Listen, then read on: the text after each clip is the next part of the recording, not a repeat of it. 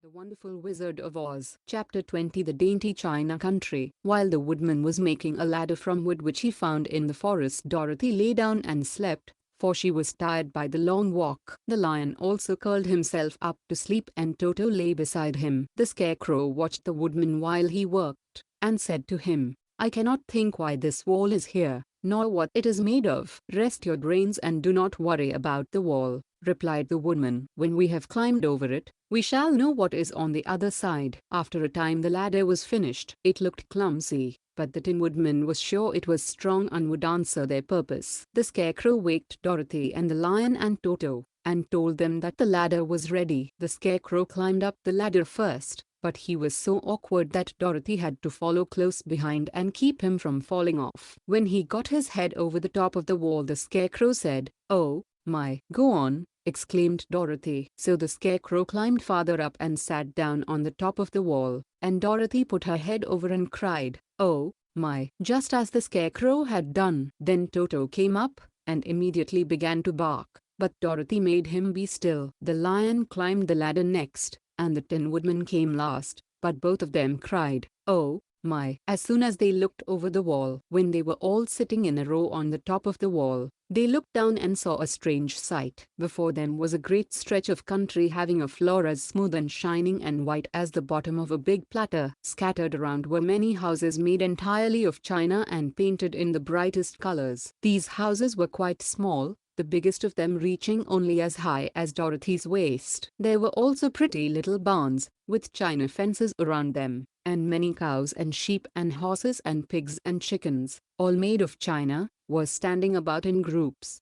But the strangest of all were the people who lived in this queer country. There were milkmaids and shepherdesses, with brightly colored bodices and golden spots all over their gowns, and princesses with most gorgeous frocks of silver and gold and purple, and shepherds dressed in knee breeches with pink and yellow and blue stripes down them, and golden buckles on their shoes, and princes with jeweled crowns upon their heads, wearing ermine robes and satin doublets, and funny clowns in ruffled gowns, with round red spots upon their cheeks and tall, pointed caps. And, strangest of all, these people were all made of china, even to their clothes, and were so small that the tallest of them was no higher than Dorothy's knee. No one did so much as look at the travelers at first, except one little purple china dog with an extra-large head, which came to the wall and barked at them in a tiny voice, afterwards running away again. "How shall we get down?" asked Dorothy. They found the ladder so heavy they could not pull it up, so the Scarecrow fell off the wall and the others jumped down upon him so that the hard floor would not hurt their feet. Of course they took pains not to light on his head and get the pins in their feet. When all were safely down they picked up the Scarecrow, whose body was quite flattened out, and patted his straw into shape again. "We must cross this strange place in order to get to the other side," said Dorothy, "for it would be unwise for us to go any other way except due south." They began walking through the country of the China people, and the first thing they came to was a China milkmaid milking a China cow. As they drew near, the cow suddenly gave a kick and kicked over the stool, the pail, and even the milkmaid herself, and all fell on the china ground with a great clatter. Dorothy was shocked to see that the cow had broken her leg off, and that the pail was lying in several small pieces, while the poor milkmaid had a nick in her left elbow.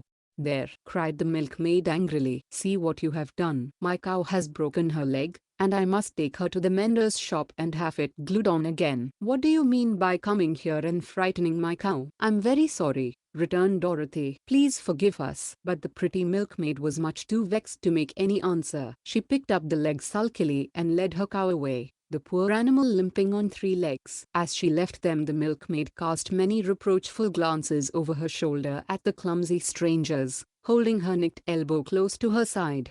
Dorothy was quite grieved at this mishap. "We must be very careful here," said the kind-hearted woodman, "or we may hurt these pretty little people so they will never get over it." A little farther on Dorothy met a most beautifully dressed young princess, who stopped short as she saw the strangers and started to run away.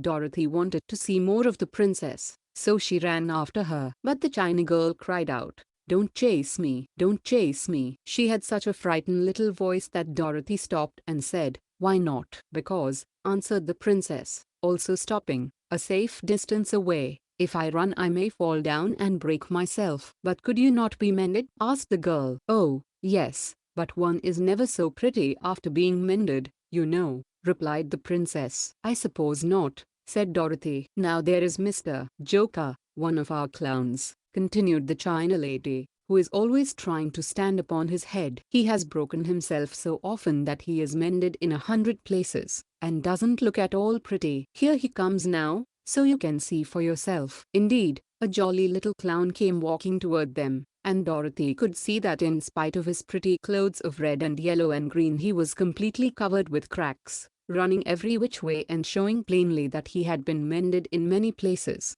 The clown put his hands in his pockets, and after puffing out his cheeks and nodding his head at them saucily, he said, "Verse, my lady fair, why do you stare at poor old Mr. Joker? You're quite as stiff and prim as if you'd eaten up a poker." Verse, "Be quiet, sir," said the princess. "Can't you see these are strangers, and should be treated with respect?" "Well, that's respect, I expect," declared the clown, and immediately stood upon his head. "Don't mind Mr. Joker," said the princess to Dorothy. "He is considerably cracked in his head, and that makes him foolish." "Oh, I don't mind him a bit," said Dorothy. "But you are so beautiful," she continued, "that I am sure I could love you dearly. Won't you let me carry you back to Kansas, and stand you on Aunt Em's mantle?" "I could carry you in my basket." "That would make me very unhappy," answered the China princess. "You see, here in our country we live contentedly, and can talk and move around as we please. But whenever any of us are taken away our joints at once stiffen, and we can only stand straight and look pretty. Of course that is all that is expected of us when we are on mantels and cabinets and drawing room tables, but our lives are much pleasanter here in our own country." "I would not make you unhappy for all the world," exclaimed Dorothy. "So I'll just say goodbye." "Goodbye,"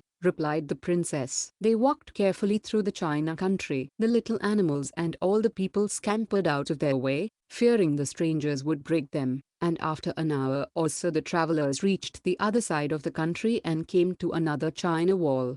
It was not so high as the first, however, and by standing upon the lion's back they all managed to scramble to the top. Then the lion gathered his legs under him and jumped on the wall, but just as he jumped, he upset a China church with his tail and smashed it all to pieces.